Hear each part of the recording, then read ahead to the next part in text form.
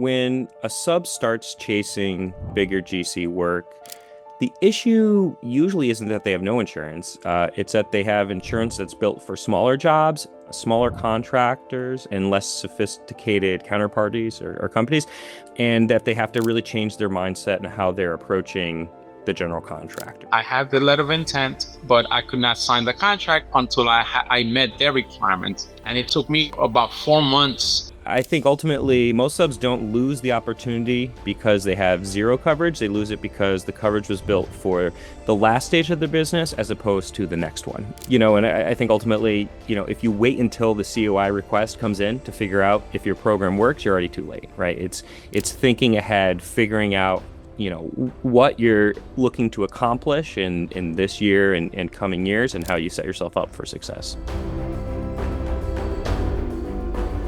Good morning, everyone. Thank you for joining us today. This is our podcast. We're recording with Phil and Bernardo.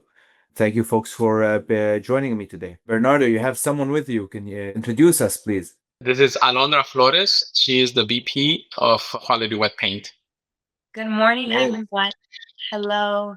Today, we're talking about how certified subs break into major GC work. When we say certified subs, we mean small, local, minority, women-owned businesses, and how they, companies can support them from a capacity building perspective. Obviously, insurance being one of these biggest things. So with me on the show today, we have Bernardo, who built a painting company from scratch in the Bronx. He has no construction background, and he figured out how to land major projects with general contractors worth hundreds of thousands of dollars in a very, short but effective time period. And then we have Phil, who works with contractors at exactly the moment that the process gets complicated. That's when the job is real and the clock is ticking. And this episode is about what it takes to actually compete at that top level. The strategy, the preparation, and the unglamorous details that make or break whether small certified subcontractor gets called back. I'll start with you, Bernardo. Who are you? And give us some background on yourself. Again, we started Quality Wet Paint about 7 years ago. June 20th will mark our 7th year. Before that, and Quality Wet Paint is a painting and specialty coating company. We paint walls. Before this, I was a teacher for 29 years, 25 years in the classroom and 4 years as an administrator. And almost 4 years ago, I made the transition from juggling between being an administrator at a school district and then coming home to be, the president of Quality Wet Paint, and juggling that to being full-time president of Quality Wet Paint. So June is going to mark my 4th year that I decided to make that transition. Nice. And what made you make that transition? The reason was because when I was juggling between both of them, my first project was a very decent sized project, and I thought it was going to be like that all the time. Again, I don't have experience with construction. I didn't have experience. I thought everything was going to be the same way. We made over $400,000 in 9 weeks. So I figured this is, but then, reality hit, then COVID hit. As I was learning about construction, I wanted to leave something for my children. I was living paycheck by, even though I think you mentioned I was making $150,000 in New York City, that's nothing. So I wanted to leave a legacy for my family and also have more financial freedom, be able to take vacations. We just went and took a vacation. My family of 8, we went to Hawaii for 2 weeks. So leaving the legacy, that's what drove me to take the risk, because I went from 150 to 0, literally. And then we've been building up since then, over the last 4 years. That's very commendable and interesting. And yeah, I agree with you. 150K in Europe doesn't get you far enough with a family, right? If you're single living with roommates, you'll make it work. But 8 family members then, and hey, congrats, it worked. It must have been really challenging to go from 150 is not a lot, but 0 is less. So I commend you on taking that leap, and I'm glad it worked out. It was a leap of faith, but 4 years later, I look back and I don't regret one bit. And people come and tell me, but what about your pension? I was like, that'd be pennies. That'd be change money. With the potential that this industry has for my family. And I might not see all the benefits, but Alondra, who's, again, this is a legacy firm, a legacy business, she will reap what we have been, working so hard for. Yeah, and how does it feel to be a vice president? Did you do anything before this, or is this, your, I guess, first foray into the construction world? And how does it feel to work with family, I guess? I just graduated college in December, so 3 months ago. And so I have been with the company full time, serving as vice president. And the construction world is something that fascinates me. I love seeing the behind the scenes and everything that goes into a project, especially in New York City. If you walk down the street, there's always scaffolding.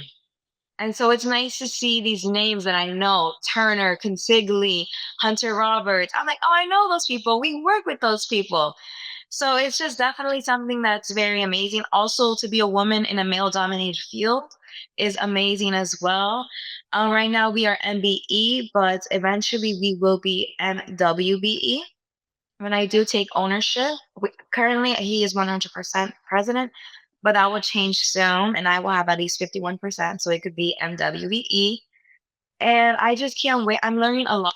I don't know everything yet, and I'm just excited to learn because there's so much to learn. And some things give me a little stress, but that's part of life. It's good stress, it's happy stress, it's stress like, wow, we're doing this. And to be working with family, some people hate it. I love it. To be with my father every day is nice. There are bad days sometimes. I won't lie. But it's beautiful. I think we're close. I think it does help the relationship.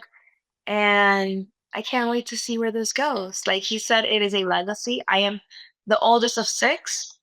So hopefully my other siblings will join me in this adventure. Nice. Well, we gotta keep growing the company, keep winning more projects. Yes. Nice. Over to you, Phil. Tell us about yourself. How do you get into this role at With Coverage? What have you done before? Yeah, thanks, Wissam. So I'm Phil Willis. I'm the head of claims at WithCoverage. I've been in construction and insurance my entire professional career. I started out in private practice as an attorney representing large general contractors and owners and really everything across the board: builders risk, commercial property, environmental coverage litigation, and very large projects. So very familiar with what general contractors are looking for and how subs can really look to succeed. I then went in-house, get to kind of see, from the inside of a business at Cumming Group, a large project manager. And then I like to say jokingly, I went to the dark side at Chubb as a vice president. They're in their coverage and complex claims group, but don't hold that against me. And the whole leap of faith and everything Bernardo talked about really resonates with me, going from such a large company to, with coverage, who is also, even younger than Quality Wet Paint. We're sort of an up and coming brokerage and have that startup mindset where, you always have to work harder, I think, than the established folks, but it's also a lot more rewarding as you're building that legacy, building that business. And as a father of two young daughters, they're a little too young to work with me, although they sometimes appear on the Zoom screens. But it is a great goal for you all to have, and wish you the best of luck, obviously, in continuing on, and excited for the conversation today. So, Phil, what do you see as, a challenge or one of the biggest pain points for when a sub lands their, first major opportunity with like a bigger prime? Yeah, absolutely.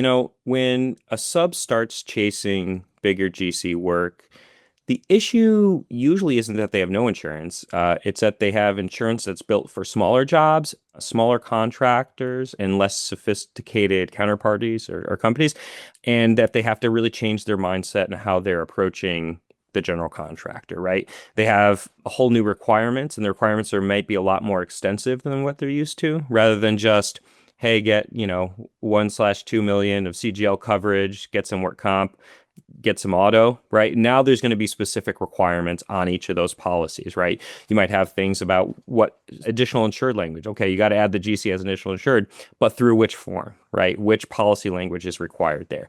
Primary non-contributory wording. what umbrella and excess limits are. They might be a lot higher than you're used to or you've previously gone out to get.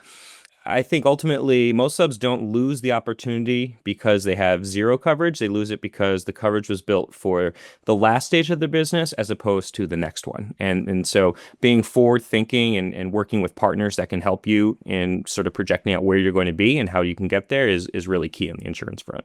That's very interesting. And I guess to bring it back to quality wet paint, can you walk us first, through your first major job with Consigli, I believe it was, like how the connection happened to how you actually got that job, and how insurance was part of that? So I learned about tough leaf when you came to a procurement event at Columbia University. I was at that time 2023, 2022, 2022. We were doing the CU Grow program, and you came in, you explained about tough leaf and how you need to claim your profile and that it was free. I had honestly been deleting the emails that I was getting, but that same day, while we were in the event, I had my laptop, I claimed my profile, and then eventually Mac called me saying that there was an opportunity with Consigli for the Bronx Museum.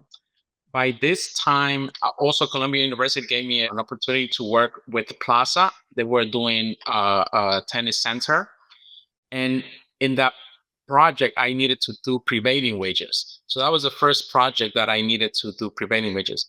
So when Matt asked me, "Are you able to do prevailing wages?"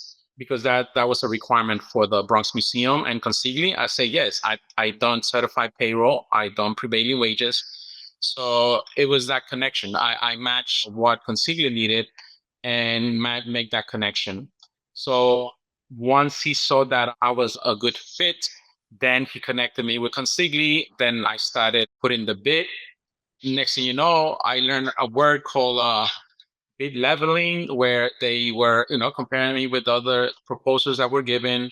And eventually I was able to be awarded the project. So that was maybe in April of 2024, no, 23. Then it took me 8 months back and forth now with Consigli, because I had to make sure that I was okay with the city, that I didn't owe taxes, back and forth. And then 8 months, everything got clear. And then I got my letter of intent. But then going back to the insurance, my first 2 years, I had a very small company insurance that, online, you put in your data and they spit a COI. And that was it. I was able to walk in the door with that, right? With Plaza, they say, no, you basically don't have insurance. So then my mentor from Columbia University referred me to a broker. And then now I had a broker, and she was able to buy a policy that was able to get me into with Plaza, which it's major leagues as well.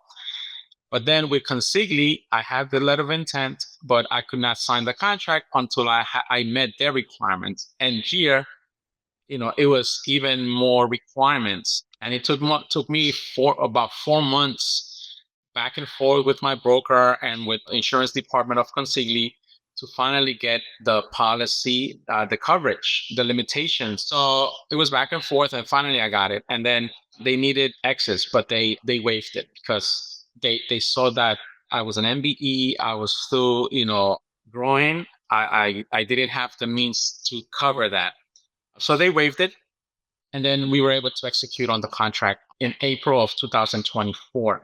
But again, it took a year, with paperwork, and then 4 months with insurance. So yes, if I wasn't proactive and say I can't afford and not invest on the insurance, then I wouldn't be able to walk into the door with Consigli. And then right now, because of the exposure that Consigli, Tough Leaf, Columbia University gives me, I have a contract with Turner.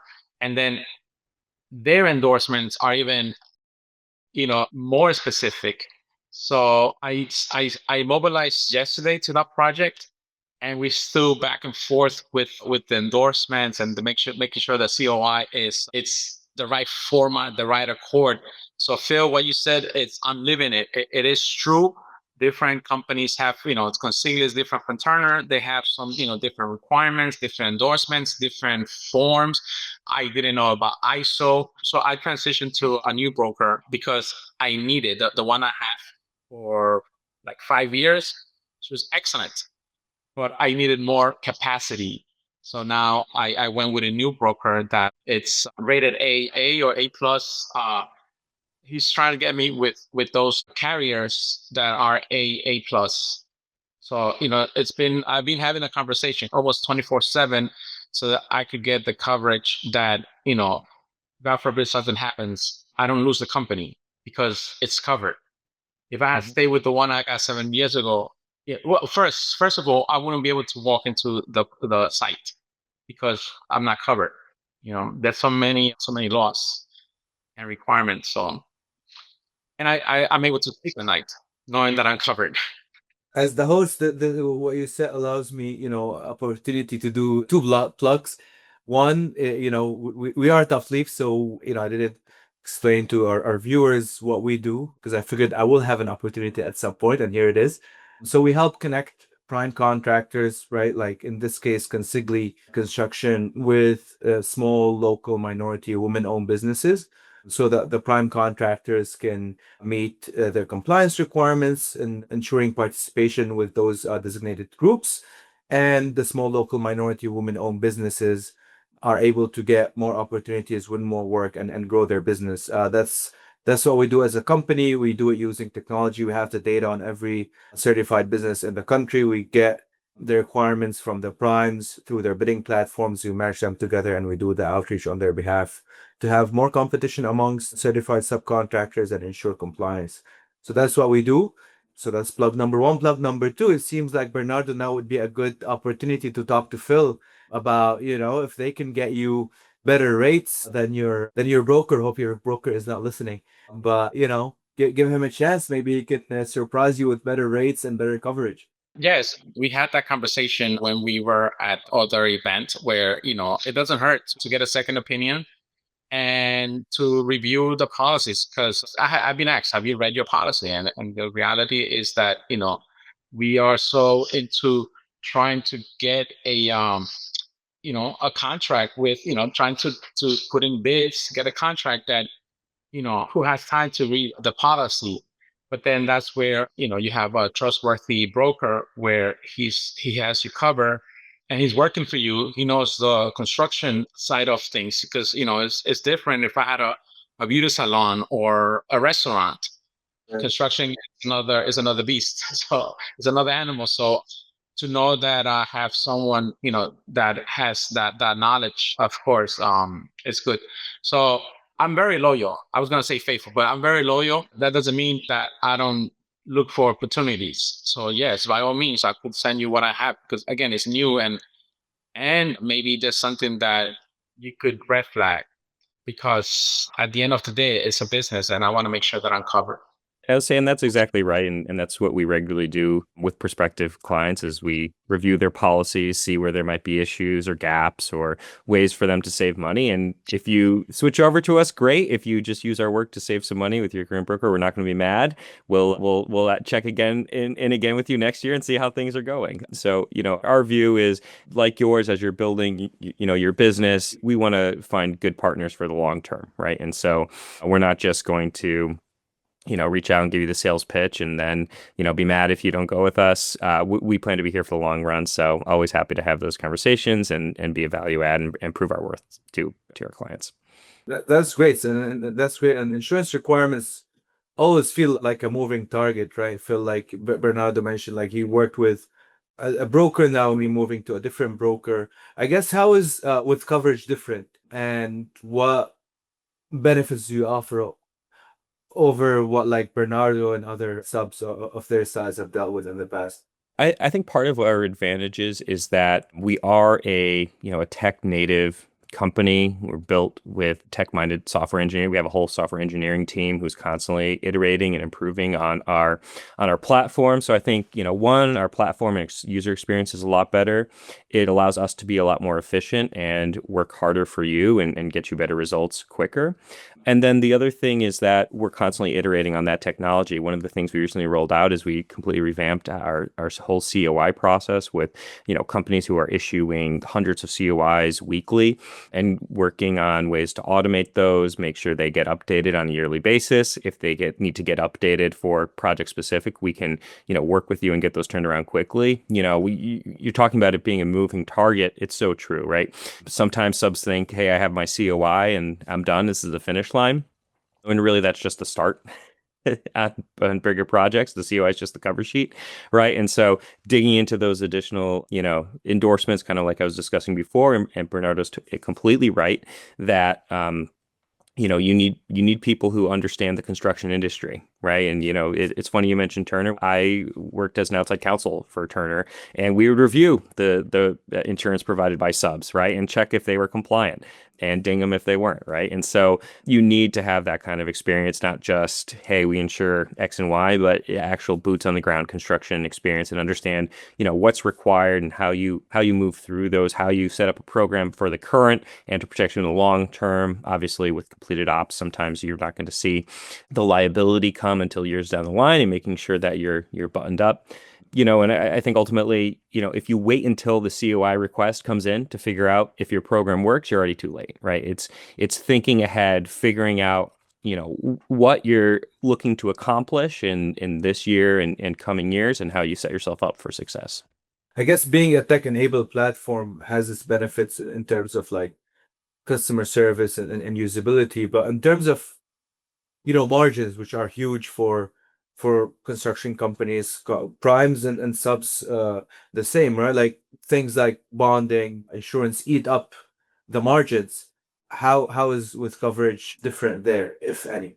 Yeah, no, it's true, right? Insurance is great when it steps in when you need it, but until that point, it's a line item, right? And so oftentimes it's one of your larger line items, and it can really hurt there. So we take a very holistic and also somewhat aggressive approach in terms of how we market, both from bonding and insurance, right? We very often work with our clients on a flat fee basis, which means we're carrier agnostic. We are not taking commissions on the policy. We're agreeing with you on what we think is services, and that allows us to go out to every carrier on the market who might have an appetite, right? And we're not going to just renew your policy every year. We're not just going to go out to one or two. We're going to go out to 13, 14, 15 different carriers, everyone who might be available.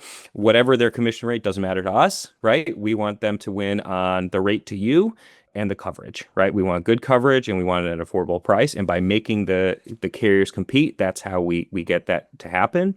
The same with the bonding, by making them compete, that's where you see it. And oftentimes maybe it is going back to the incumbent, but now they can't just say, yeah, we're increasing you 5% on renewal this year, right? Now they have to say, oh, wow, okay, you have, legitimate bids from 5 or 6 other insurance companies. Okay, well, we can drive down the rate.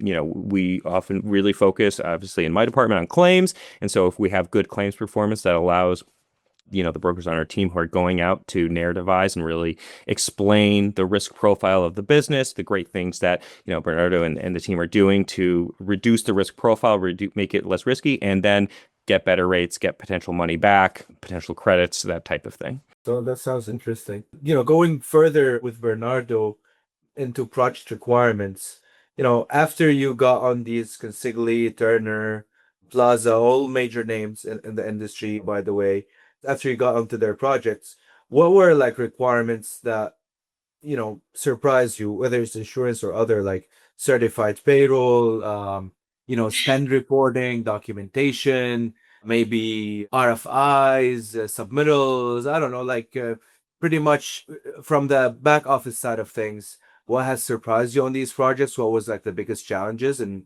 how did you overcome them? Because you obviously did since you got called back.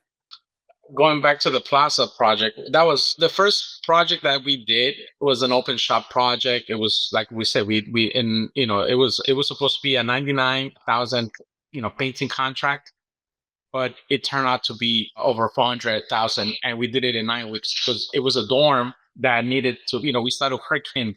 I remember June 26th, and the deadline was those 9 weeks. We needed to. The students were coming on September 1st, and we needed to have those dorms painted. but they were remodeling them. They were putting new kitchens. So we took that scope as well. So that's why we were able to go from 100 from 99 to over 400, because the installation of the kitchens and bathroom vanities and just the whole, we also put floating floor that brought us to that level. But then, COVID hit. We made in 2020 $13,000. Then we made 115, and then 250, and then we hit the half million and the million mark. But when we were at the Plaza project, that was a prevailing wage project, right?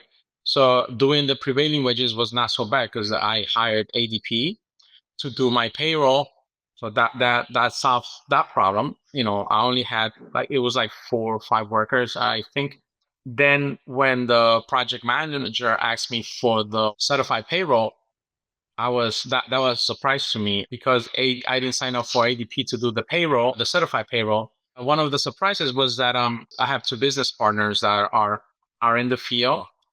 They always say, we need to be screaming at the workers, that because that's how they were brought up. That's how they were treated, right? And they're 12, 13 years of experience working for a company, So I was like, no, I never been screamed at, by one of my supervisors. It's a different field. We got to treat them like that. So I was surprised, but not that surprised. But they were surprised that the project manager would come to us and the superintendent, and they would explain to us when it is misdeed, if we made a mistake, how to correct it. So it was working with the major leagues was very professional. And then when I said I don't know how to do the CPRs, she took my hand and said, "You do this, you do A, B, C, and D, and then submit it, match it with your payroll." I was surprised that it was such an easy process, and they helped me do the AIA, G702, G703 forms. They asked me what is the schedule. The first projects, I didn't have to do a schedule of values. So I was also very very transparent, saying I do not know what's an SOB. And then again, the project manager, she's like, it's a schedule of values. I was like, but I do not know what that means. Explain that to me. She's like, okay, you're trying to break down. So again, it's been a learning experience. I would say, doing certified payroll was like, like a shock. I also had to do reports of how many Hispanics I was using, how many African American I was using, what zip codes. So doing all that reporting, early, in the game, that was my second year. I was able to, when Consigli came, be able to know, oh, okay, I know how to do CPR. I know that we had to fill documents for the city indicating how was our workforce. So it wasn't something, that I was, ignorant about. I knew it already. And again, as we are growing, we're becoming much better at submitting everything on time and making sure that our records are always match the sign-in sheets and everything is legitimate and everything matches. Nice, great. No, that's very exciting. I guess, I appreciate the honesty on that front. And, if I am to summarize, I would say, certified payroll, which we hear from a lot of people, insurance, obviously, prevailing wages, schedule of values, and things of that nature. It's a lot of back office sort of stuff. But yeah, no, I definitely appreciate your experience there, because I think a lot of companies starting now will have to follow in these same things. And it's always better, in my opinion, to say, hey, I don't know how to do this, teach me, than not doing it or doing it the wrong way and costing people more time, money, and effort. My business partners, they have, come to that realization that, hey, from the top down, they treated us with respect, with professionalism, teaching us. So that culture has also spread to our workers, where we treat them as thanks to them we have quality wet paint growing, because if we don't have them, we don't have a company. It's been great spending time with all three of you today. We have time for one last question, and it's gonna be the same for both of you. I'll start with Phil. But Phil, what advice do you have for small business starting up in construction right now, trying to land their job? If you were in their shoes, what is the first thing that you tell them to do, or what the first thing that you would do is tomorrow? And it's something in claims we talk about all the time is process, right? In that, you are right now an expert at your field and what you do, right? Quality wet paint, you're an expert at paint. And so, like Bernard said, though, when you're getting to these bigger jobs, you have to become an expert at all these other things, at the paperwork, at maintaining accurate documentation, right? So that way, if someone like me, a lawyer, is looking at the job, for multi-million-dollar lawsuit down the line, you have everything buttoned up and in place, and you're not going to be the target, right? So figuring out those areas that you need to improve to up level and get to the next layer is really important. It's about understanding your reliability, your insurability, and both your insurance and compliance infrastructure, right? And partnering with the right folks, the right partners who can help supplement those areas that you need the support, so that way you can do what you're best at, and you have all the other things that for a large GC are really table stakes, right? The having your compliance in place, having your documentation, having your insurance, right? And allow you to take those, sort of out of the way and do what you do best, right? The trade that you're there to provide the service for. That's great. Bernardo, same question for you. What advice would you give the school teacher if they are, to start their business tomorrow? Thanks to programs, as I mentioned, that I have attended, I have learned that my mindset has to be that of a business person, right? So as Phil said, make sure that I have the right people, the right team behind me. Make sure I have the right insurance broker. Make sure I have a very good accounting, construction accounting better. We are in the process of detaining a lawyer. Make sure that we have back office systems in place. So I hired an executive assistant. Alondra is the vice president. We just happen that we paint. But our mindset is that we are a business. We are a business. So I'm a business person. Alondra is a business person. So we need to go out there, show ourselves, market, so that people could get to know us. And then the painting, but we could be selling hot dogs or selling furniture. The mindset is that we are business persons, entrepreneurs, and then we paint. And it happens that, as our name says it, we do very good quality painting, specialty coating.